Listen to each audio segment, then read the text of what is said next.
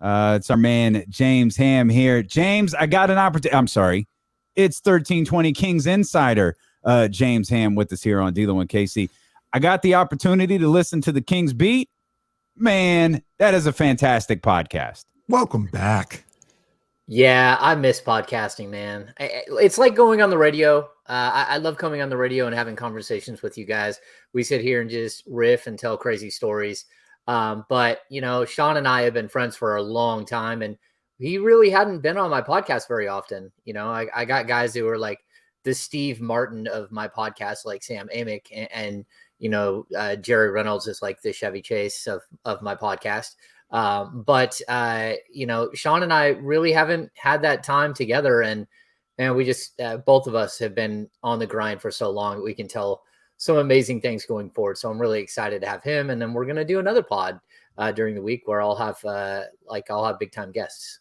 So part of you joining us, Casey, real quick, is we're gonna like the Steve Martins and the Chevy Chases. Those are now gonna have to be like Eddie Murphys. and like Martin Lawrence's, like we're gonna bring you along slowly, James, but we're just gonna introduce you into some different elements of our world over here. The Marlon Wayans, the Wayans brothers, yes. Yeah, I get it. I'll have to broaden my my approach for sure. But yeah, I'm excited. You know, like this is storytelling, right? This is what you guys do, and what I dig about your guys' show is you're doing it so differently. It's just not your standard radio station with breaks all the time and just like everything is scripted out. It's more free flowing and everything else, and it's conversational. And that's what I dig about podcasting. It's just totally, if you hit it right, it's conversational. You know, and we were able to, like the first episode's cool, but of course we don't even have theme music yet. We don't have like the basics that normally I would have for a podcast, but I wanted to get it up and out the door, get it started.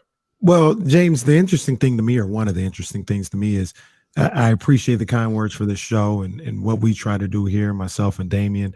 If we did it at the Yard House, it might be a little different. How did that work out? Actually, you know what? I sat down and the server came over and I said, "Hey, is it okay if," I said, "First of all, can I get a booth that's kind of out of the way?" And she said, "Yeah." And then the server came over and I said, "Look, is it okay if I do a podcast here?" And she goes, "Yeah." She was all excited. She's like, "What's the name of your podcast?" I said, "Well, I cover the Sacramento Kings." And I think she lost interest very quickly. But she said, "Hey, like, we'll get your order in." And then she's like, "If you guys need something, just point to it on the menu when I walk by and I'll grab it for you. So you don't even have to miss a beat, and I'll just take care of you guys." So our food did come out and just kind of sat there because we were in the middle of a conversation. We didn't know how long we would go for. It ended up being, I think, like an hour and 7, which makes sense because we got a lot to say sometimes. But I think for a start, it was cool. And, you know, it's funny. Some people were talking while we were talking about Marvin Bagley. You could hear "Don't Stop Believin'" come on in the background, which a Kings fan pointed out. And I felt like it was kind of like a Soprano moment, you know, like the end of The Sopranos when it just fades to black with "Don't Stop Believin'" playing in the background. So yeah, I thought it was a good way to end the Marvin Bagley discussion. But also to like let's go on to the next segment. Let's keep covering stuff. And again, Sean has some crazy stories. I mean, his story in that about LeBron James accidentally getting LeBron James's autograph following his first game. Good. It's so good. And the Dusty Baker story is just, I think that story I like it even more than the LeBron James story, because number one, Dusty is a legend in Sacramento, but number two, it gave you a personal side to Sean that a lot of times he's pretty reserved. He doesn't let that personal side out. And I thought that was really cool for him to sit there and do. Real quick, Dame, on the low, you don't think about it because he's not like this old grizzled guy or anything like that. But when you think about it, Sean has seen it all out here. Dude, he is seen it all in Sacramento. And like I said, because he looks relatively young, he didn't look like an older guy, but he's been around. He's seen it. He's covered everything that you could cover in this city, man. He's seen it all. I'm sure he's got more stories.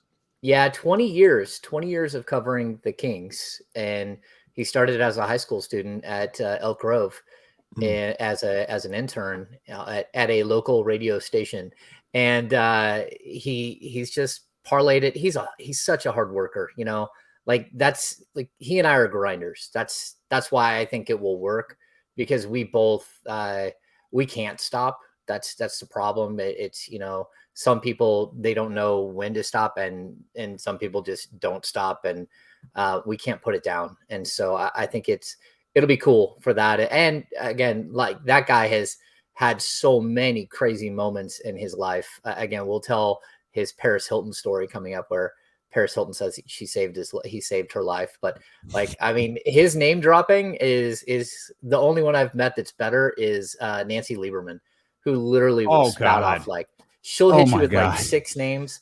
I mean, Nancy is like, it's almost like an artwork that she does, you know, like I was hanging out with Mark Cuban and Muhammad Ali showed up, and, you know, then Jesus Christ came down and we were all just having tea.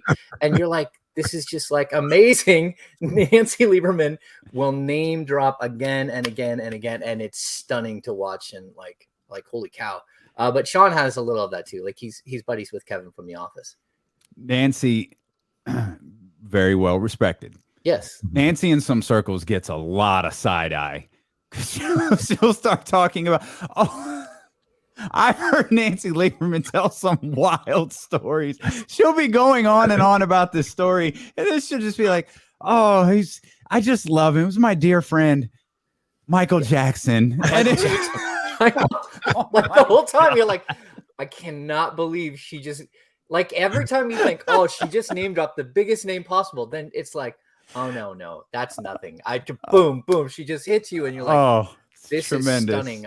I wish I could name drop like this. But again, Sean is the guy who has pics of him with so many celebrities from doing golf tournaments and everything else over the course of his long career at this point. And he's a few years younger than me. But he just, you know, again, he's everywhere all the time. It's great stuff. That's 1320 Kings Insider James Ham. You're listening to ESPN 1320 KIFM, West Sacramento, KRXQ, HD2 Sacramento, and Odyssey Station, and driven by Lashers, Elk Grove Dodge. James with us for the next hour. So we get ready for Kings basketball tonight against the Phoenix Suns, first of a 4-game road trip. Kenny brought this up yesterday. We're talking about certainly no need for panic. You're 3 games into the season. You dropped a couple, but should there be a sense of urgency with this team every time they step on the floor? Well, I mean, I think there should be a sense of urgency for 82 games. Like that's what good teams do. They have a sense of urgency. They walk in. There shouldn't be any panic. If you thought that they were going to go better than 1 and 2 in the first 3 games with that schedule, I don't know what to tell you. I mean, if they somehow win tonight and split and go 2 and 2, I mean, I think that's next level stuff. I mean, we're talking about the Western Conference like representative in the finals. We're talking about the Utah Jazz, who had the best record in the NBA last year. We're talking about seasoned teams like Portland and Golden State. Now you can't keep saying that, like, you know, you have to beat some teams. But look, I don't think there's time to panic. This is a very, very difficult schedule to open the season. What you can't do is you got to like look at a team like the Dallas Mavericks and say, how do I split that season series? You got to look at the team like the Pelicans coming up and say, well, we can't slip up there. We have to beat the Pelicans because right now they're at our level. So how do we get above them? There's a lot of good that I've seen. The fourth quarter execution is just a mess. And that's something they've been working on over the last couple of days in practice. Just like this team is what got us here to the fourth quarter and got us a lead heading into the fourth quarter. How do we finish it out? And that's just, it's sort of a young team together issue that I'm seeing.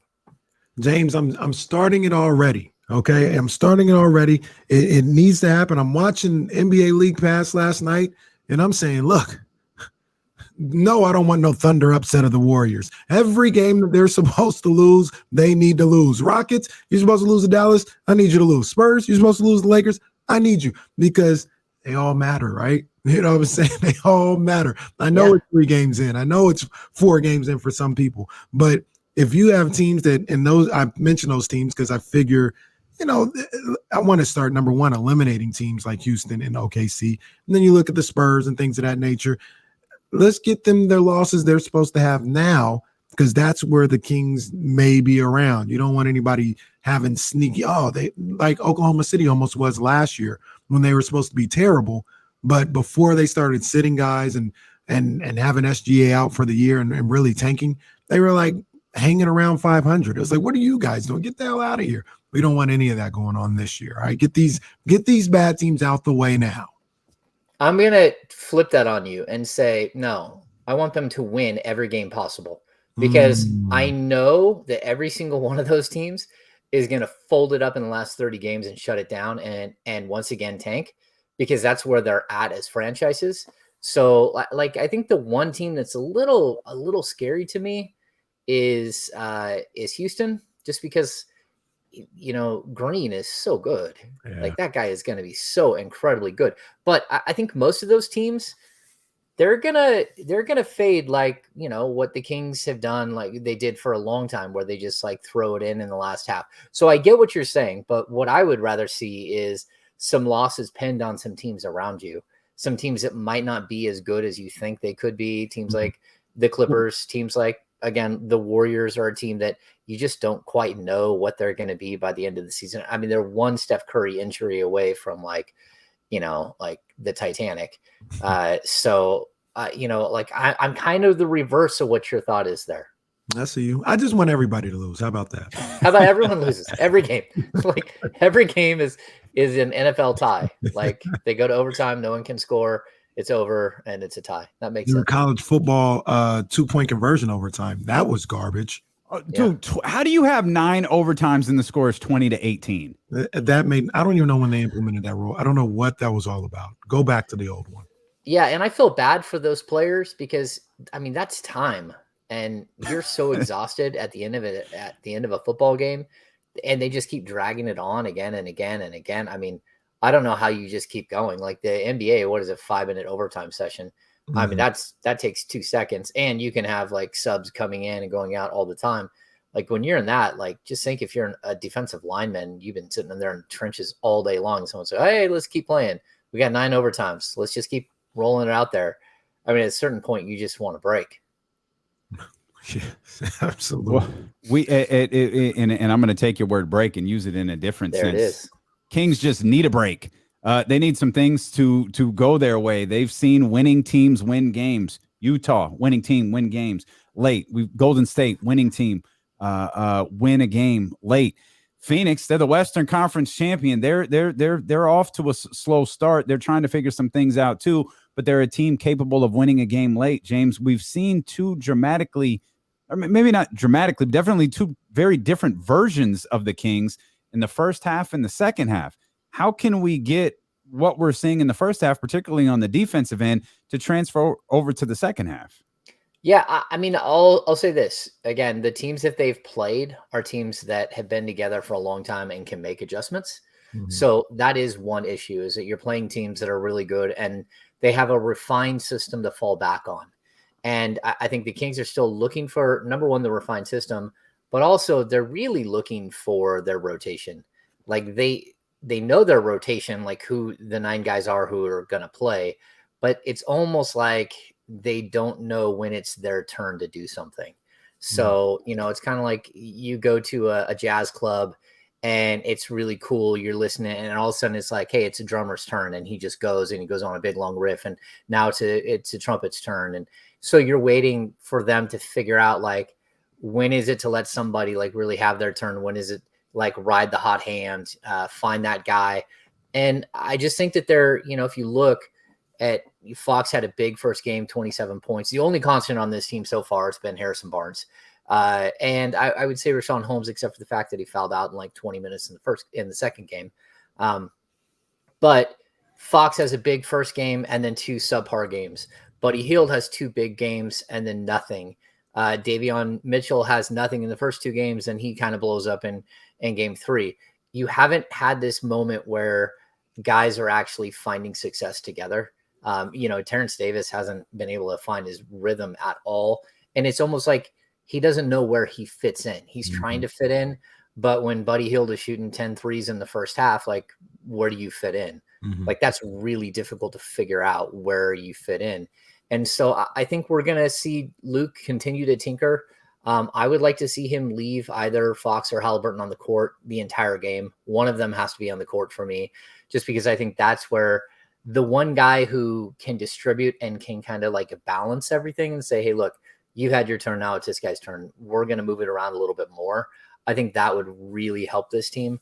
But, he doesn't even really have his closing lineup yet. You don't know what it is. Last year's closing lineup was really good, but do you really take Davion off the court? I don't think so. So, you know what I mean? Like, we got a lot of things to figure out.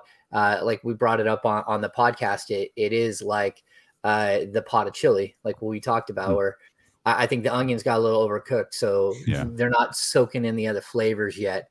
And we're waiting for that moment where everything kind of has enough time in the pot to stew and get right. Yeah, so happy I finally have someone to exchange office references with. Awesome. No, it's not me, not yet. It's not you, no. But I want to.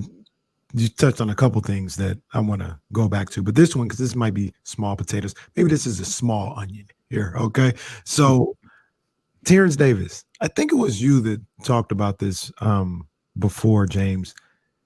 And you talked about last season when he was trying to find his way into the rotation and get into a rhythm. He started to take off when I think Fox went down, maybe somebody else went down, and Halliburton. And it was clear every game, Terrence, this is how much you're going to play. This is what you're needed to do. And that's when he went off. And to your point, he's kind of in limbo right now. Am I this hired gun off the bench? Am I, should I relax? Am I a defender? Whatever the case may be. His role, for him at least, seems to be unclear. And you can just see the hesitancy in his game and I don't want to say the lack of confidence, because I don't think he lacks confidence, but just the uncertainty in what he's doing out there. And is that kind of the same thing you're seeing with him right now? And is he one of those guys that he needs to know exactly how much he's going to play every game, what he's asked to do, and when he gets those defined roles, he can excel, and he's just not really getting that right now? Yeah, I think that's part of it. And I'll say this too, like I like Terrence as a player. I think he reminds me a lot of Bobby Jackson. So it was always that moment where Bobby would pull up for a shot and it was the no, what are you doing? And then yes, it went in. That deal, like Bobby lived his entire career by doing that like 6 times a game. Like for me, it drove me nuts watching how many like shots that you would consider like subpar shots, but they went in. So Terrence Davis has that ability. But what we're seeing right now with the Kings is, like, I bash on Buddy Hield for taking 14 threes. I don't think maybe one of them was like out of the flow of the offense. Maybe one of them I didn't like fully like, maybe 2. And then Harrison Barnes, he's averaging close to 30 points a game. I don't think I've seen him take a bad shot. Like maybe he rushed the corner 3 where he got the pass turned around and fired. Maybe he rushed that. But when you're shooting 60% from 3, go ahead and fire that up. I don't heat check all you want. That's fine. So I think Terrence Davis is having that almost like moral dilemma. Like, when is it okay for me just to try to get mine and try to get hot and just chuck? And because he's not finding that flow of the offense yet for himself, he's not fitting into whatever the rotation is that makes it like really easy for him to pull up and shoot a shot. He's played with the bench unit for 2 games, but the starters for 1 game because the Mo Harkless injury. So, you know what I mean? Like, I think he's the one guy that doesn't quite know what his role is. And then when we saw the last half of the season, once he got rolling, like, just go ahead and shoot. I don't care what you're doing. Whatever you're doing, go ahead and do it, because if it's 25 feet and it's off balance and you're shooting it up with one hand, it was going in. So that's fine. So again, I think they are trying to figure out, especially when they go 3 guard sets off the bench, who is the lead guard, who is the distributor, or are all of them just shooters? And that doesn't work because the guys that you're playing with, there isn't a Ben Simmons out there who's running that second unit as a passing big, who's creating shots for other people. That's just not who this team is. I mean, Tristan Thompson's not a natural playmaker. None of the guys coming off that, Mo Harkless, even Harrison Barnes was almost a forced playmaker last year, where he averaged 3.5 assists a game, but that was well over what his career best was. So I think they're just trying to figure out we can't just all be searching for our shots. Somebody has to create for somebody else, and we're not seeing it yet with that second unit. Oh, that brings up a lot of questions that I have for you. You brought up Buddy and his shooting. You brought up Terrence Davis, even Harrison Barnes a little bit. I have a question for you regarding the Kings offense, and we're going to talk about that. I got a question for you regarding Luke Walton. We're going to talk about that as well. De'Aaron Fox, lots more ahead as we get ready for the Kings and the Phoenix Suns tonight. James Ham, 1320 Kings Insider, is with us here on Sacramento's #1 sports station, ESPN 1320. All right, we're clear. 4 minutes or so. James, you didn't have to deal with like a lot of flooding the other day, did you? No, I had to drive to the game and back though. That's right. No, I had to drive in the game. Actually, I had that moment where like I was in the fast lane and I wasn't going super fast, but I hit a good sized puddle and it tried to suck me into the center divide, and I'm like, ooh. And that's when I sent out that tweet. Leave early, be cautious, because it was treacherous. And then, I get out of there late. So I was driving. Luckily, it was a 6 o'clock game. So I was driving home. I think I got home right around 11. But again, it was treacherous, like driving 60 miles an hour on 80 and just like taking it slow and easy. So nothing bad happened. Yeah. I was out of town on Sunday. I was in Fresno, and I had to, come back Sunday night, and it was nasty. Like, it was bad. Like, ironically, if you got, I don't know, 60 miles outside of Sacramento, it wasn't raining at all. But like coming back into that area, it was nasty out there. I was like, man. Yeah. No, it's crazy. Like, trees are falling all around. I haven't had that. I've got some really big oaks in my backyard, so hopefully nothing topples over. Maybe they'd help my view. So I got a nice view of the water, and if I lost an oak that fell down the hill, I wouldn't totally complain, but it would add more work that I had to do. It's there. The freeway was crazy up here. I think someone told me that we had close to 10 inches over like the 3 days. So that's a lot. Yeah, there's a lot of flooding. The lake, they decided not to lower the lake before the storm, which is what they should do. They shouldn't lower the lake because we're in a drought. And how many times do someone say, hey, it's going to rain, let's lower the lake, and then it doesn't rain, and now you don't have any water in the lake. And there's nowhere to get water at this point.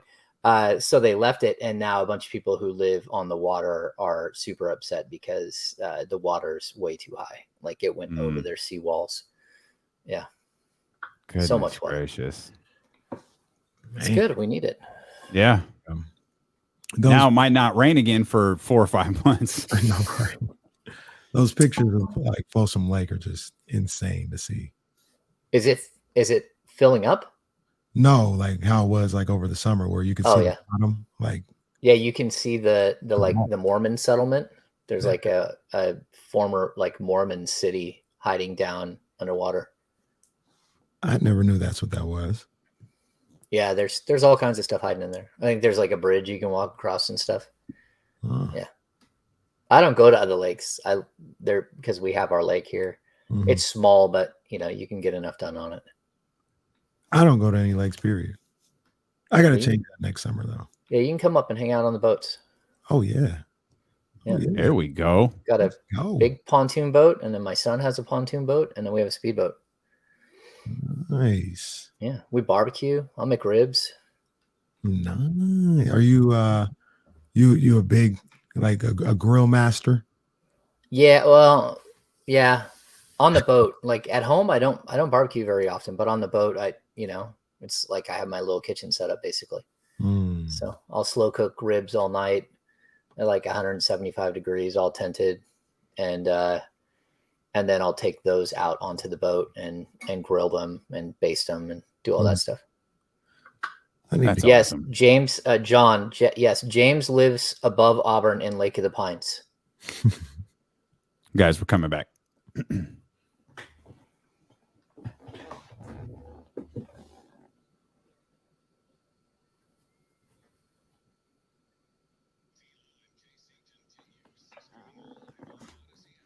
Appreciate you for being with us on the Odyssey app or on twitch.tv/ESPN1320, youtube.com/ESPN1320.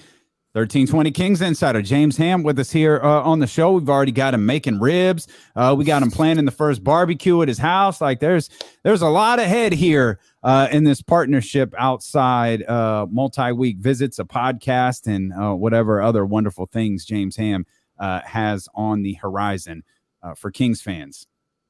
You were talking about Buddy a minute ago and Terrence Davis, and you mentioned Buddy. You 12 threes or so. You didn't have a big issue with most of the threes that he took.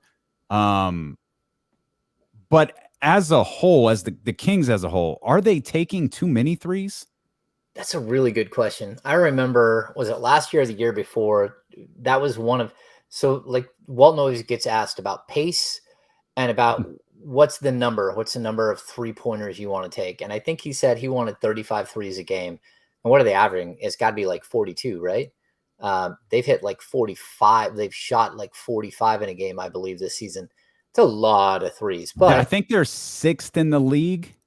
In attempts? Yeah, in attempts. Yeah, in attempts. Yeah, and I'm not sure where they would be in makes. They've hit and miss. They've had some good games and some bad games. I think overall, they probably they've been strong as far as shooting. I don't know. They're probably 36, 37%. I'm not sure. I don't have the numbers in front of me. But no, that's who they are. Like if that's not who you are, then Marvin Bagley needs to play. You know what I mean? Because you don't really have a back to the basket guy. Even Tristan Thompson, he does it every once in a while, but your bigs are more pick and roll bigs, like Rashawn, and you're going to get some back to the basket stuff out of a guy like Harrison Barnes. But not when he's shooting the three like he is. And, Luke said the other day, he's like, I want Harrison shooting 8 threes a game. Mm-hmm. And he's like, that's what we've been telling him. Just go ahead. That's fine. And if Buddy's shooting 11 threes a game, now we're at 19. And if De'Aaron's shooting 6, now we're at 25. And I want 6 at least out of Tyrese Halliburton. So now we're already at in the 30s, and we haven't even really broken into the other guys that could possibly shoot a 3. So I think that I don't know that there is too many threes. This team is kind of built at this point like some of the Houston Rockets teams where just let it fly. Let's play with pace. Let's get in and out of our sets. Let's move the ball. If you're not open, don't do a bunch of dribbling. Give it to somebody else. Move to a new spot. Hopefully you'll get it back. You'll get an open look. And so I'm okay with what we're seeing. It's sort of like an amalgamation of Alvin Gentry and Luke Walton's style of play. And you got to remember when Walton coached the Lakers, I think they finished number 1 in pace that year, the last year with the Lakers. And, it's not like he likes a slow team. And I'll also say that pace is something that he said in the fourth quarter is what's lacking. All of a sudden our pace goes away in the fourth quarter. Why are we doing this? Why are we deciding to play slow down basketball in the fourth quarter? That's not what suits us. We're playing really nice pace, really quick basketball for 3 quarters, and then we're letting it all die in the fourth. And then you're sort of fighting for your points in half court sets. And I just don't think that they're a great half court offense yet. So, so I'm okay with all the threes. As long as they're not just really bad shots. And again, there's been some bad shots, but Buddy's logo shot against the Warriors was bad. Yeah, where 2 guys left him and all he had to do is take 2 steps up and shoot from the line. Yeah, it was oh, what are you doing? But you hit one of those, you hit 2 of those, and all of a sudden you got to defend him out there because everyone knows he can shoot. That's the double-edged sword that is Buddy, though. He hit his previous 2 threes, and he hadn't scored the entire game, James. Then he hits a 3. It was an impactful 3. He hits another big 3, and all of a sudden it's oh, I'm in the building and I'm feeling myself. And then you get the logo shot. You remember the word we talked about early on? Incentives. Incentives. Oh, man. Yes, there is a good that they incentivized his 3-point shooting, and now you're living with what that means. Sometimes that means that he's having a bad shooting night, and he knows he's got to get that number up. He's got to keep shooting to try to wake up out of it and start finding more shots, as opposed to what was it, game 1. game 2 where all of a sudden he's going to the line. Mhm. I like him going to the line. We've talked about that a bunch, but yeah, there are some moments. Even like I thought he could have drawn 1 or 2 fouls on 3-point shots in the game against Golden State, which would have totally changed the complexity of that game. And he can't figure out how to do that. The Kings are 6th in the NBA right now, averaging 41 threes a night, like shooting 41 3 a night. You guys know who's first and second? Want to take a guess if you don't have it in front of you? Shooting more. No. Number 1. Number 2 is really, really surprising. But number 1 is the Boston Celtics with 47 a night. That's a lot. 47. Wow. Guess who's number 2? Brooklyn? Houston? No. Is it something weird like Oklahoma City? Who is it? No. Number 2 with 46 a night. The New York Knicks. Oh, I wouldn't have guessed that. No, that would have been like guess number 28. Like I would not have guessed the Knicks. Even Boston, like neither one of those teams have, like, I guess you've got Kemba and you got Fournier and you've got Barrett, but like they're not natural 3-point shooting teams. Right. Emmanuel quickly, I'm sure he's getting some threes up. Yeah. It's a new era in Boston, though. Brad Stevens is out. Let's let him fly. I guess. But you know what, though? I'm not of the belief of that many threes, because it really is, unless you just have like all-time marksmen like the Warriors, it really is kind of feast or famine. You know what I mean? If, like we talk about the buddy shots, if those go in, then, you know, it changes the complexity of the game. 100% correct. The numbers say they're probably not going to go in, though. You know what I mean? As good of a shooter as Buddy is, and all these guys are, the numbers say they're probably, odds are, it's going to miss more than it's going to make. But here's the problem. I just feel like it hurts them settling for that and getting easy shots, getting to the free throw line, getting layups, putting pressure on the defensive end. I like to see that number come down into like the mid-30s. So this all really, it started with Vance Wahlberg's like dribble drive motion offense, right? It's what George Karl had that he instituted. He brought Vance on. It's what Calipari has. And basically it's pretty simple, and it's based around the concept that you want to maximize points per possession. So if you shoot 40% from the mid-range, which is a little bit high, it's only a 2-point shot. So that means that points per possession is worth 0.8 points per possession, because 40%, it's worth 2 1-point shots. So it's worth 0.8 points per possession.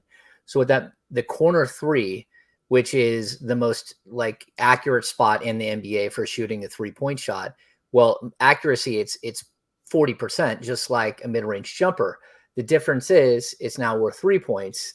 So it's 1.2 points per possession. So if every time down, one team dunks a ball and the other team shoots a corner 3, then it will probably balance out, because the drive to the basket is more like 60%. And so you're going to match that 1.2 points per possession, like the 3-point shot with, 0.4 times 3. So again, that's why you're seeing this massive influx of 3-point shooting. It's why, like, someone was, Buddy Hield broke the record the other day, broke Peja's record.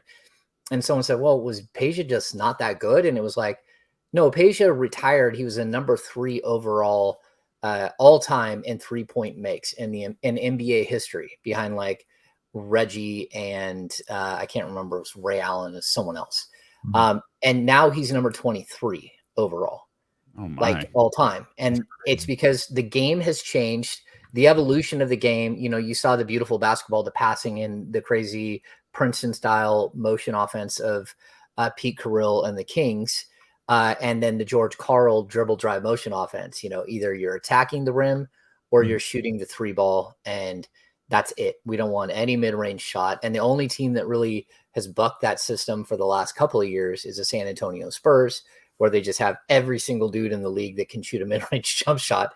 But it adds like this really weird flow that if you don't have good 3-point shooters, you're out of luck in the NBA. That's why even a guy like Nemanja Bjelica has such huge value to a team like the Warriors. Like if you have a 5 that can shoot the 3, it makes you even that more dangerous. And I'll say this, and I know you know this, James, because you understand the game and things of that nature. I understand the math of it, but I'll push back. The math doesn't take into account the game of basketball, right? So like getting people in foul trouble, seeing the ball go through the hoop with a layup or a dunk, and then getting your confidence up and getting to the foul line or whatever the case may be. The numbers make sense because they're literally correct, but it doesn't account into the human element of the game and how that goes sometimes, I don't think. No, you're right. I mean, it like a lot of it doesn't pass the eye test, and that's why there's always the battle between, the metrics people and the basketball side.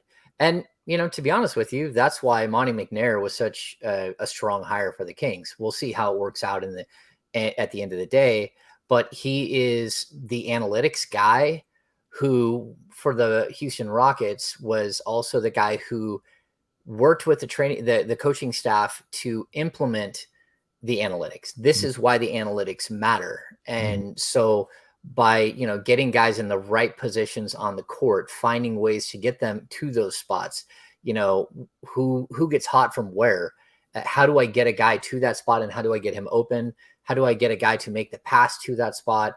Like those are important things that analytics can tell us. And so I think there is something about having Monty McNair there, who is like really in the NBA. He's known as one of the guys that that can take the numbers and then try to translate them and try to come up with something that's a mixture of the eye test and the stats. Mm-hmm. Mm-hmm. Do you need a certain type of roster to play that way? Well, you need shooters, and I mean that's why you see small ball all the time now. I remember Jaeger told me a couple of years ago, they brought in Anthony Tolliver, and he's like, look, Anthony Tolliver is not like, he's not a game changer. He's a really good locker room guy, but the fact that they didn't have another person on the roster that could play the 4 and shoot the 3, it just opens everything, because you're dragging that other big out and spacing the floor differently, as opposed to your guy trying to drive and there's this wall of people. Now they have to go out and defend him just because he can hit the 3. And so now we're seeing a complete transformation. But then what I've noticed is in draft coverage, there just haven't been a bunch of stretch 4s in the draft. And some of them that do come in, guys like Kevin Knox, like they just never develop, what's Anaji, right? Zeke Anaji from the Denver Nuggets. They're waiting for him to come along. There are stretch 4s that are coming into the league, but outside of like Lauri Markkanen, I don't remember like a really top tier stretch 4-5 guy in a little while. And maybe I'm missing some guys, but a guy like Tatum can do that. But that is such a valuable position, and it's why like I would make the case for Harrison Barnes, especially the way he's shooting the ball or the way he shot the ball the last like 3 years. Mm-hmm. He is so incredibly valuable because he can play that 3 or the 4. Mm-hmm. He can defend both positions. He's quick enough. He's also strong enough to go get the bigger force, and he can sit there and launch away and you trust him. He's not taking bad shots, but he's a really good 3-point shooter, either from the top of the key or from the elbow. Yeah. We heard Luke Walton yesterday, and we played it earlier in the show, when you talk about the closing lineup. And, you talked about, there's some things they're still trying to figure out, which is understandable. Different roster, new players, 3 games into the season, completely get it. But he mentioned we were trying to decipher what he meant with some of the stuff and some of the things that I heard with what he was saying. He mentioned something to the effect of there's going to be some guys that are just going to be really hard to take off the court, and I'm going to have decisions to make there. To me personally, that was one guy, and that's Davion Mitchell. Like, I brought up the scenario tonight. If it's 99, 98, 3.5 minutes to go, you're not going to have Davion Mitchell on the court to defend Devin Booker or Chris Paul. Like, that's a guy right now that in crunch time, it's going to be hard to not have him out there. But that also brought up the question, well, who's the third man, as we like to say on here, the third guard, Halliburton or Buddy? And does that one seem to be more fluid than Davion Mitchell, or all 3 of them is just a different combination every time? Well, I'll tell you this. Last season, the guy I wanted on the court every single time in that situation was Halliburton. Like, he's just so smart, and he just made the right plays time and time again. And he's a big money shooter. So that's a guy that realistically, I like, he's in there. But then De'Aaron Fox is your closer. When he gets hot in the fourth quarter and he's attacking the rim, I mean, what was he, first or second or third in the league last year in fourth quarter scoring? So again, he's got to be in there. And then, the way that Rashawn Holmes plays, where he's really your two-way guy and you have to defend him the whole time, where you can slag off of a guy like Tristan Thompson because you're not worried about him beating you to the basket on a pick and roll. Well, you got to worry about that with Holmes. And then Harrison Barnes is your most versatile player. So I think you probably that's your five. But Luke even said, like, it's Fox, it's Rashawn, and it's Harrison. Now, who are the other two? I think it's going to be really tough for Buddy to be on the floor in those situations, unless he's just a flamethrower. And then it's like, okay, well, what do we need more? Do we need more defense? Do we need more 3-point shooting? Because now you have combinations of players. And it goes back to what I was telling you guys before.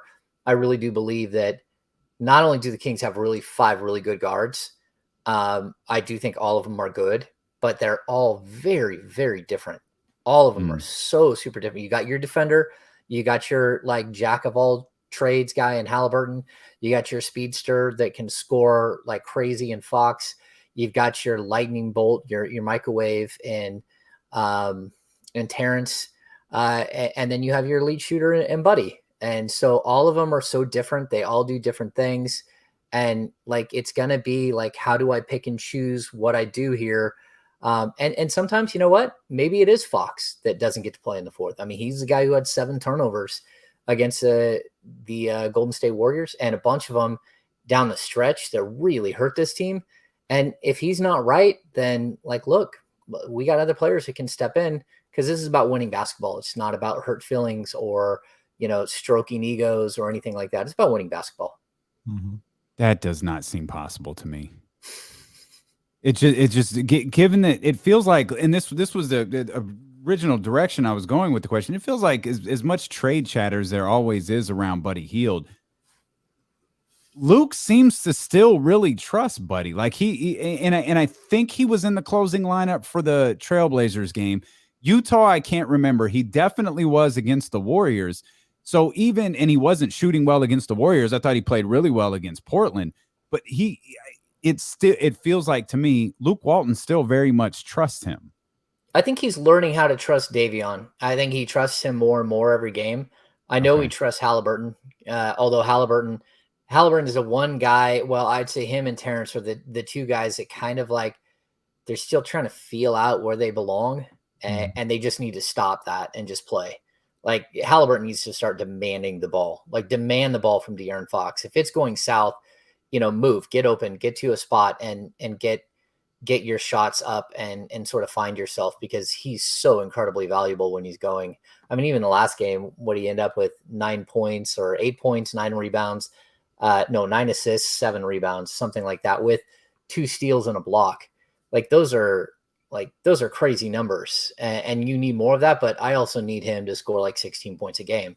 This team is struggling slightly on offense, which no one expected, but I think it's more that internal struggle of, who's gonna be the guy tonight, and trying to get guys right. And when realistically, if a guy's not right that night, just go to a different piece, because you got more options, and see who's got it. And then maybe someone comes out and is a different player in the second half and is ready to go. And see, James, when we were breaking it all down and talking about it, I said closing lineup should be Fox, Davion, Harrison, Rashawn, and Halliburton. And I said Tyrese, because of his basketball IQ, his basketball mind, he would have to morph into more of a buddy type player a little bit, as far as his approach to the game. You gotta be aggressive, go shot hunting a little bit, go shot hunting for your 3 when you got a catch and shoot ability, or use that pick and roll to attack. And I think he can do that, but that's where he's got to get his mind, which is somewhere. I've always said Tyrese is almost too smart for his own good out there on the offensive end, because he's not going to force anything. Like, he's not going to take a bad shot. And sometimes I want to see him, like you just mentioned, demand the ball, demand an opportunity to get to the cup or shoot your three. You can shoot it. When those feet are set, he's as good a shooter as anybody, including Buddy, on this team. Look for it. Go shot hunting a little bit. And I think in the closing lineup with him out there, he would have to transform naturally what he does and become a little bit more aggressive, especially with the catch and shoot situation, to make that work. Yeah, I mean, he's a 42% three-point shooter last year, 41, 42. I mean, he was over 45 for most of the season before he slumped in the last half. He's coming out. He hasn't had a great start shooting-wise, but you just feel like he's just a little bit off. And he's a kid that does not lack confidence. So, and, you know, when we talk about if Davion is the guy that's with that group, and it's, you know, with Ty and De'Aaron in the backcourt, Davion realistically, like, again, while he put up 22 points, those are, you saw what I was talking about. Like, I want you shooting on the catch and shoot. Mm-hmm. And when they start defending that, or when you get in a switch against a big man, just take him to the hole. He runs to the basket like Ty Lawson. Like, he's so fast and quick, and he can play with a guy on his hip, and he can fight through, and he can finish up high like Ty, or like Isaiah Thomas. He can really finish up high on the glass and get through bigger guys. And so I'm okay with him being, though, just a defender that you have to stay honest on, because you know he can hit the shot, and you can't collapse on like too hard, because you know he'll run past you. Right. So I think it is a good lineup, but again, it's 4 natural scorers and Davion. And so you got to make sure that you got guys that are playing defense. Mm-hmm. You got to make sure that you got guys that are creating for others. You know, there's got to be, like, all of that has to be part of the equation on who's finishing games. Kings Insider 1320, Kings Insider James Ham with us here on D-Lo and KC. You mentioned Harrison at the 4 a moment ago. Outside of Harrison, I know you really like him there. Are you concerned about that 4 spot? No, I'm not. If Mo Harkless is healthy, like, I think they're thin there for sure. Mm-hmm. Like, in my opinion, like I've said this, like I would like for the Kings to go out and get Al-Farouq Aminu, because I think he was available. I know he got waived by the Spurs, but it's not even that I think he'll be, like, exceptional. But what I do think is he's kind of like, well, he is the other guy with Mo Harkless for the Portland Trailblazers a couple of years when they made it to the Western Conference Finals. Mm-hmm. They're interchangeable. They can play that position. They're long. They're athletic. You hope that they hit their threes, but you know what you're getting. You know you're getting defensive versatility. And I think the Kings need one more. And not because I don't think the guys they have are good enough. It's because I think the guys, you're going to have injuries. You're going to have guys go down during a season. And if you don't have that second guy, then you're forced to go small. You're forced to go Terrence Davis as your starting small forward. And so, yeah, I mean, they've got, like, some guys on the roster at the back end of the roster that I'm just not sure that, you know, if they're going to make it in the league. And I would go hunt for a realistic veteran NBA player that, if I need him, he's ready. He knows how to prepare. He can step right in. He already understands what's happening. I can trust him. And I can eat 10 minutes a game or 12 minutes a game while Harrison Barnes gets a bit of a breather. My guy, the franchise, a.k.a. the straw that stirs the drink, De'Aaron Fox. I was a little hard on him after Sunday's game for his play over the weekend. And a lot of that has to do with what I believe he is capable of. Mm-hmm. 12 points against Utah, 17 points, 7 turnovers against the Warriors. It's not good enough for the guy that is the best player on the team. That's the franchise. And I know that he looks in the mirror. He understands, like, hey, this isn't good enough. He said as much with you yesterday. Mm-hmm. What more did he say about that? And what's your take on it? Because we had to stop playing it because De'Aaron just went De'Aaron on us. Yeah, you know, my issue with him, like, I think he took a shot from Rudy Gobert in I think it was the first quarter against Utah. Maybe it was second quarter against Utah. And I think Rudy knocked something loose a little bit and really like stunned him. And I'm almost positive it was left shoulder. They pulled him out of the game. They inspected, they looked at it, they talked to him. I think he's probably a little bit more banged up than he's acting.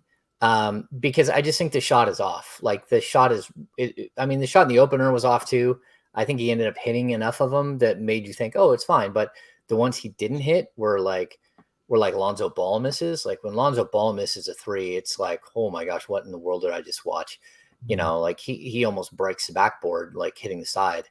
And so I think that he's a little banged up, but I also think, he is kind of figuring out, and Sean and I talked about this on the podcast that, with all of these different players that you have in the backcourt, like he played with Tyrese quite a bit last year, but he was the guy with Tyrese, and Tyrese really took a back seat while Fox did his thing.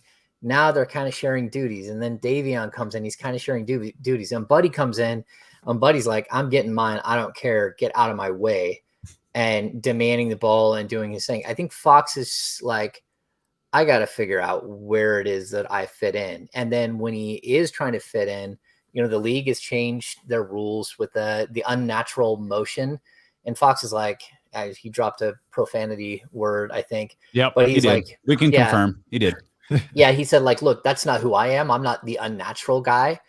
That's, it's Trae Young, it's Luka, it's, Harden. It's James Harden. Yeah. I think his beard makes unnatural moves and gets foul calls. But like Fox is like, that's not me. But what we're seeing is a massive reduction in free throw attempts overall. And I think Fox is not getting calls. He is getting frustrated. He's getting beat up on like he has in his previous years. But I also think, he took a good shot, and he's probably still not 100% on that left side. And that's his dominant side. And so we'll have to wait and see, like, a couple of days off here, he'll probably be fine. And, I think he'll be aggressive, and he's going up against teams that are different. Right. So like the team tonight is very different than the three teams that he faced before. It's more conventional. I think this is it's gonna be a really good test for the Kings and for guys like Davion who's never, he knows Chris Paul. They talk all the time. They have a great relationship. He's seeking information from Paul, but he's never played against him. And you play against him once and you're like, man, it doesn't matter how old this guy is. He's still going to kill me with the crossover and his quicks. Mm-hmm. And then you got Booker. And like, so every night has been like a learning experience. And this team, like some of the pieces are new. Like people don't want to hear that. And other teams are dealing with that as well. But like Tristan Thompson and Mo Harkless just had a little bit last season with the team. Same with Terrence and now Davion. So that's 4 of the 9 guys that are playing minutes are new. And you got to figure that stuff out. Is there something Luke can do to get De'Aaron more involved, like right out the gate? Or is this just solely on De'Aaron being aggressive? I asked Luke, I said, have you had conversations with him? And he said, yeah, we've had conversations. Like, he's got to be better. Like, that's it. That's the end of it. Like, he's got to be better.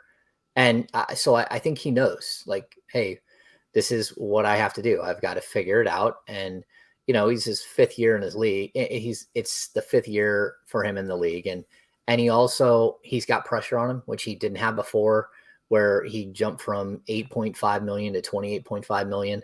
That really, like, it does impact certain players, where it's also the responsibility of what that money means starts to weigh on you. And are you playing well? Can you fight through it? I just think we're waiting for that moment. And, I asked him, I said, are you just waiting for that epiphany moment? And he said, yeah. He's like, I hope that it works that way, but, it doesn't always just like all of a sudden I'm great again. He's like, so, I'm doing the work and I'm doing everything I can. I'm coming in here and I'm shooting a ton. I'm hitting the weights and, I'm doing everything in my power to get through it. He's like, I just have to play better. That was his quote. I just have to be better. And then that's kind of at the end of the day, I've got to hit shots and I got to be better. Yeah. That's what I like to the basket. Sorry, Casey. I feel like he's more effective when he penetrates. Yeah. I feel like he's been sitting on that 3 a lot the first 3 games. Yeah, I think the first game it was like 6, and then I think he took 7. He's like 2 and 9 in the first game. Oh yeah, it might have been. Like I haven't looked at the numbers to specifically see how many threes he's taken, but it does. Like it just feels like it is a little forced, and everyone knows the second that he hits that, the second that he buries a couple of threes, he becomes absolutely unstoppable. Mm-hmm. Because then you have to pull out on him, and once you even take a step towards him, you're toast. He's going to run right by you, and he's going to be able to score. So I think as of right now, they're just trying to figure everything out. And look, I think teams are playing the Kings a little bit differently because, guys like Davion, who hasn't proven it, so he's getting a lot of wide open looks from three. It's because they're sagging off. And, guys like Tristan Thompson, they're not defending a specific way. They're not going outside with Tristan Thompson, so it's clogging the lane a little bit. So normally you only have one of those guys that doesn't shoot a three naturally, and that's Richaun Holmes. Now maybe you have two or three that just aren't garnering the same respect and opening up the spacing the same way. And so he's got to make adjustments. That's for sure. So James, I'm not. Nobody likes to hear this. I want some definitive answers right now. I want to know who this team is in real life. The reality is we probably won't. This team won't form an identity that we can rely on probably for the first month of the season because they're trying to figure each other out. They're trying to figure rotations out. They're trying to figure out how they want to go about some things, and they're learning some things on the fly. And like I said, that's not the sexiest thing, but it's reality. You're trying to figure some stuff out right now. Yeah, I mean, 20 games. 20 games is always the mark that I look at. Like, who are you at 20 games? If you're 8-12, could you have been 9-11? Could you have been 10-10? And usually the answer is yeah. That means that like you might not be very good. And if you're less than that, then you're really looking at like, okay, how do we start mapping out how we move off of some of this team? We start circling December 15th, which that's the first day you can trade people that you acquired during the offseason, that you signed as free agents during the offseason. That's usually the first day. But then it's like, okay, like how do I keep moving this thing? We've heard like people have made some offers for Marvin Bagley recently. I was like, look, the Kings aren't taking on trash to give up Marvin Bagley. And Marvin Bagley for them might be better as an $11.8 million expiring contract than he is as a player. But like, I think at this point, it's too early to know anything. I mean, we're 3 games into the season. If they win tonight, then everyone is riding high. If they lose to Dallas, people are going to be down in the dumpsters. If they beat New Orleans, they're going to be back up. We're an emotional bunch here. Yeah. It's always an emotional roller coaster, but like Kings fans have been through it, right? So I don't blame them for being gun shy and for the highs and the lows. Jim Cosmer always says, never too high, never too low, never too high, never too low. It's just really hard. And, I see it. I mean, it's the way Twitter is such a weird place where you can just like, it's almost like a little barometer. You can see it, the needle moving whichever way it's going to move. And I think there's some apprehension right now. There's some nerves about Fox, but whatever fans do, they shouldn't start turning on the players because I think there is a lot of talent here. And I think they're going to be pretty solid by the time we get to midseason, time we get to the stretch. This is going to be a team that I think is going to have a shot to compete for a playoff spot. I chuckled when you started that because you talked about 20 games and we'll know more at 20 games. Well, in a 4-hour-long tease, that was my barometer. I've got the record for 20 games into the season being 10-10. If they're 10-10, I'll take it. Something. I wanted them at 500. Like that was my hope, is that they would be, lingering around 500, be a 500 plus team. I was hoping for 41. So if they're 10-10, they're on track, man. And I'll take it. James, I was saying earlier, it doesn't even feel like you talked about the angst of like, it doesn't feel like we're in a new season. It feels like it's just 15 years of losing. And although the losing is clumped up together, it's just every once in a while, the number resets to 0 and you start losing again. So it's not necessarily a new season until we start winning. It's just one collectively long, miserable streak of losing. Yeah, I think I have the worst record for any beat writer that you're ever going to see. Like my record in the 11 seasons is bad. Like I don't even know. I think I did the math. Jones. Yeah, and Jones was around for part of the season the year before. So yeah, his record might even be a little worse than mine. But We'll get you a plaque made. That's a big deal. It's not good at all. But at the same time, like each of them are different. Like you want to say that it feels the same. It doesn't feel the same. Like last year, I walked into the season going, I thought that team would be lucky to win 25. And the fact that they won 31 in a 72 game season, and that translates to 35, that's still to me that's a really good season for what they walked into the season, just a lack of depth. The year before with 2 9-game losing streaks. Yeah. I mean, they're like, of the 2 9-game losing streaks, if they would have just won one more game in each of those, I think they would have been tied for the play-in spot. Like that's how close you were, or how far away you were, however you want to look at it. But even like the year before, I thought, hey, they were onto something, right? Like they really played well down the stretch until the pandemic hit. They played horrible in the bubble, but that stretch before was like, okay, this is promising. And then you lose Bogdanovich, and you lose Alex Len, and you lose Kent Bazemore, and you're starting over again. And just every year feels different. Some years I know that they're going to be horrible, and other years it's like, okay, like they at least have a shot. And all of that equates to like a 7, 8, 9 seed in the lottery. When was the last time you thought they had a shot? The season they walked in with Isaiah, Rudy, DeMarcus, and then they built around those guys. They brought Caspi back. I think they had Costa. They had depth all over the place, veteran depth. I thought they had a shot, and then that thing just completely broke down so fast. And then, Rudy popped his Achilles and all that stuff. Man. And that one just like fell apart really quick. And then to be honest with you, coming into this season after Jaeger left, Luke Walton's first season, coming into it, you're like, okay, like they won 39 games. I think that this team, and they left a bunch on the table in the last weekend or two of the season. They easily could have got it to 42 wins. But that season, you open the next season in game 1, Marvin Bagley breaks his thumb. Right before game 10, De'Aaron Fox rolled his ankle and had a grade 3 ankle sprain. And you're just like, okay, this season shot. Yeah. So